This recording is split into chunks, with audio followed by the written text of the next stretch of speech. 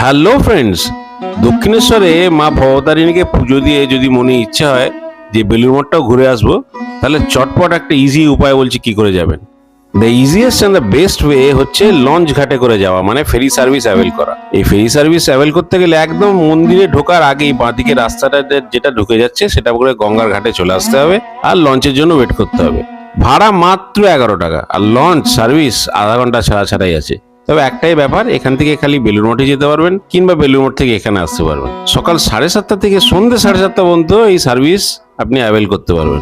আর extra benefit কি? Extra benefit হচ্ছে মনোরম দৃশ্য। গঙ্গার ওপর দিয়ে একটা নৌকা বিহার করতে করতে যাবেন, দুই পাড়ে সুন্দর দৃশ্য দেখতে দেখতে যাবেন, মনটা জুড়িয়ে যায়। আমি যেদিন গেছিলাম একটু মেঘলা ছিল, খুব ভালো লাগছিল। দূর থেকে দেখলাম লঞ্চটা আসছে, অনেকদিন পরে লঞ্চে চাপলাম, এবং লঞ্চে চেপে আস্তে আস্তে যখন নদীর ওপর দিয়ে যাচ্ছে তখন আমরা চা এবং নানা রকম জিনিস খেতে খেতে যাচ্ছিলাম, কারণ সেগুলো লঞ্চেই বিক্রি হচ্ছে। চলতি ফিরতি দোকানও পেয়ে যাবেন লঞ্চের মধ্যে, আর প্রচুর সেলফি তুলতে পারবেন গঙ্গার ওপর দিয়ে যেতে যেতে।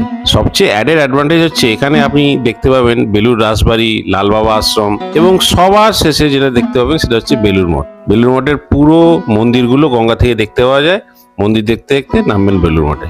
পুরো ভিডিওটা আমার ইউটিউব চ্যানেল এক্সপ্লোর উইথ শুভ্রজিতে চলে গেলেই দেখতে পাবেন একদম ডিটেলসে। তাহলে কি প্ল্যান করছেন একদিন আসবার? চলে আসুন।